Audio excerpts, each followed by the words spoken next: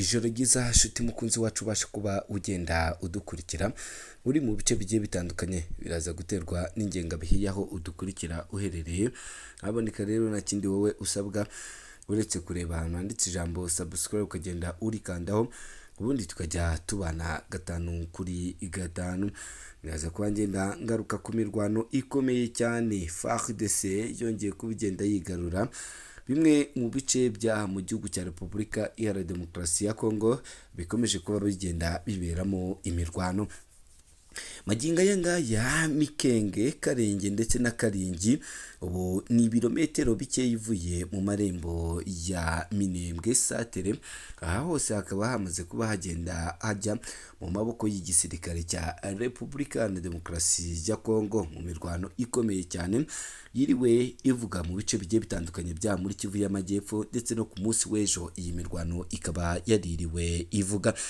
Mvuye ahangaha kandi ndaza guhita nihuta nerekere kuri nyuma yaho bije kuvuga ko FARDC igiye guhigisha uruhindu abarwanyi ba FDLR basize bakoze jenoside yakorewe abatutsi umwaka w'1994, bakaba bamaze kuba bagenda babaha imbunda 700 nk'uko turaza kuba tugenda tubigarukaho.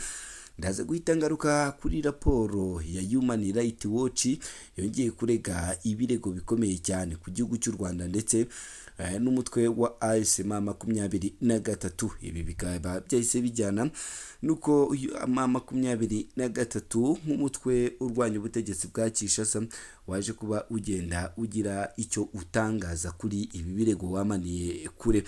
Ibi kandi bigahita bihura nuko iyi raporo ndibuze kuba nyinjiramo, aho ndibuze kuba ngusobanurira zimwe muri ki zigize iyi raporo ndetse na bimwe mu byo bagiye batangaza bagenda bashingiraho bemeza ko igihugu cy'u Rwanda aricyo kiri inyuma y'ibitero bikomeye cyane biri kuba ku butaka bw'igihugu cya Repubulika Iharanira Demokarasi ya Kongo. Nyemera rero nyaboneka nimba ari ubwa mbere ugeze hano, ureba ahantu handitse ijambo subscribe ugenda urikandaho, ubundi tujye tubana gatanu kuri gatanu. Ni muri teritwari ya Fizi muri Minembwe, nyuma y'uko FARDC ije kubigenda irigaba ibitero bikomeye cyane ku gace ka Mikenge ndetse n'agace ka Gakenge ndetse na Karingi. Ubu utu duce turi mu birometero bikeya uvuye mu marembo ya santere ya Minembwe. Aha kariho habashije kuba hagenda hacumbikira ibirindiro ingabo za Repubulika Iharanira Demokarasi ya Kongo ndetse n'ingabo zifasha z'abawazarendo, bakaba aribo bamaze kuba bagenda bagera ahangaha cyane cyane nyuma yo kwirukana abarwanyi b'umutwe w'inyeshyamba za M23 mu rugamba rukomeye cyane rw'imberenge rwaje kuba rugenda rubera muri utu duce.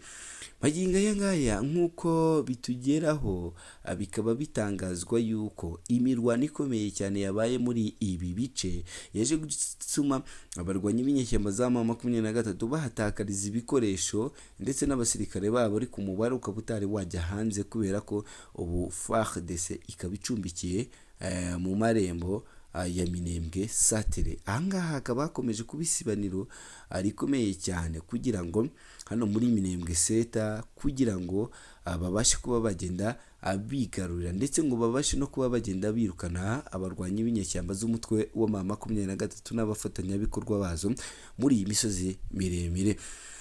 Bakaba abw'abawazarendo bigambaga bavuga ko bakaba batigishaka drone zitagira abapilote zongera kuza kubarasa muri ibi bice, ndetse ngo bakaba bafite intego zo kuba bagenda barwana no kurinda abaturage b'igihugu cya Repubulika Iharanira Demokarasi ya Kongo.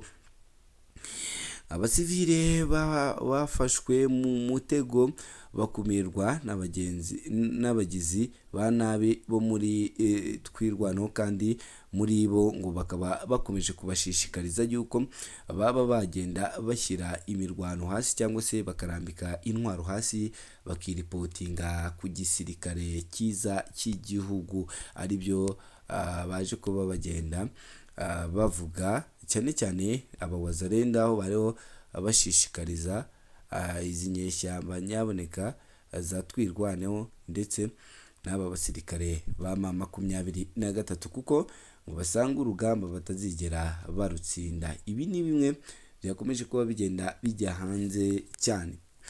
Ni mu gihe nyuma y'iminsi mikeya FARDC ije kubigenda itangaza ko igiye gusenya burundu umutwe wa FDLR ndetse n'ubutegetsi ndetse n'imwe mu miryango ngira ngo igihugu cya Amerika cyazaga kuba kigenda kibigarukaho kivuga yuko u Rwanda rwaba rwitegura yuko mu kwezi gutaha ruzaba rwamaze gukura abasirikare barwo ku butaka bw'igihugu cya Repubulika Iharanira Demokarasi ya Kongo.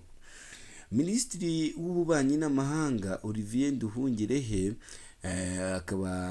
Olivier yahishuye ko nyuma y'iminsi ibiri ingabo za Repubulika na Demokarasi ya Kongo zitangaje ko zatangije ibikorwa byo guhiga umutwe wa FDLR mu mpera za Werurwe uyu mwaka, zawuhaye ibikoresho bya gisirikare birimo imbunda 700. Kuwa 29 Werurwe nibwo umugaba mukuru w'ingabo za FARDC Lieutenant General Jacques Yokuchonga yatangaje ko yari amaze gutangiza ibikorwa byo guhiga abarwanyi b'umutwe wa FDLR bari mu butaka bwa Repubulika na Demokarasi ya Kongo. Ibi ni ibikorwa ya Chigonza yari yavuze ko atangarije ku mujyi wa Kisangani wo mu ntara ya Chopo mu rwego rwo gushyira mu bikorwa amasezerano ya Washington na Kinshasa yashinyanye igihugu cy'u Rwanda. Minisitiri Olivier Nduhungirehe mu kiganiro yahaye ikinyamakuru cya BNB Kigali yavuze ko FARDC yatangaje ko igihe igiye gusenya FDLR nyuma yo gushyiraho igitutu na Leta Zunze Ubumwe za Amerika, gusa aho kurimbura uriya mutwe ikaba yarahise iwoherereza ibikoresho birimo imbunda 700. Yagize ati ku itariki ya 29 Werurwe ngira ngo Amerika yari yashyize igitutu kuri guverinoma ya Kongo, hanyuma umwe mu bayobozi b'ingabo za Kongo Ikisangani avuga ko noneho bagiye gufata ibikorwa byo kurimbura umutwe wa FDLR. Ntihashize amasaha 48 ku itariki ya 31 bohereje indege za Warikare zijya gutanga imbunda ku ba FDLR. Batanze imbunda 700 za Mortier, amafaranga n'amasasu babiha FDLR, kandi bari bamaze gutangariza amahanga yuko noneho babirahiriye bagiye kurimbura umutwe wa FDLR. Minisitiri Olivier Nduhungirehe yavuze ko ubwo ibyo byabaye u Rwanda rwagaragarije Leta Zunze Ubumwe za Amerika ko Kongo Kinshasa isanzwe igira indimi ebyiri. Yavuze ko usibye kuba iki gihugu gikomeje gushyigikira FDLR aho kuyirandura, Perezida Felix Tshisekedi anasanzwe akorana n'abitwa abanyapolitike b'i Burayi bashyigikiye uriya mutwe. Yatanze urugero rwa Jean-Luc Habyarimana, umuhungu wa Habyarimana Juvenal wigize kuba perezida w'u Rwanda, ndetse n'uwitwa Fabien Singaye bamaze igihe bakorera ingendo mu mujyi wa Kinshasa mu rwego rwo gutegurana na Tshisekedi uko bahungabanya umutekano w'u Rwanda. Nduhungirehe kandi yashimangiye ko imyitwarire ya Kongo Kinshasa ikomeje kugaragaza ishobora gutuma u Rwanda narwo rutubahiriza ibyo rwiyemeje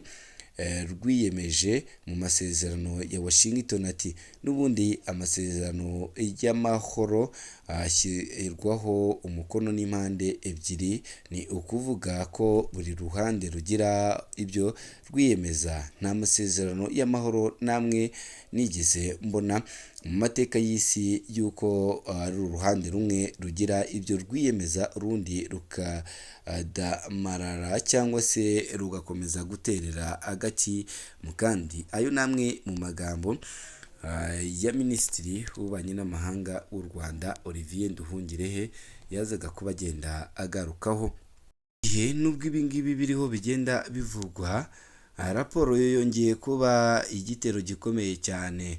Raporo y'umuryango utegamiye kuri leta iharanira uburenganzira bwa muntu Human Rights Watch yasohoye kuri uyu wa gatatu itariki ya 10 Kamena irashinja ihuriro rya AFC n'ingabo z'u Rwanda gukora ibyaha byinshi bavuga ko ari ibyaha by'intambara mu nkambi ebyiri za gisirikare ziri mu Kivu y'Amajyaruguru no mu burasirazuba bwa Repubulika ya Demokarasi ya Kongo. Iyi ni raporo ivuga ko nyuma y'ifatwa ry'umujyi wa Goma ku itariki 30 Mutarama 2025 ubwo amakamyo 11 yavaga kuri Stade de la Unité yari atwaye abantu bagera kuri 1700 yerekeza mu majyaruguru agana Rucuro ngo hatangire ibikorwa byo kwinjiza abantu mu gisirikare gahato.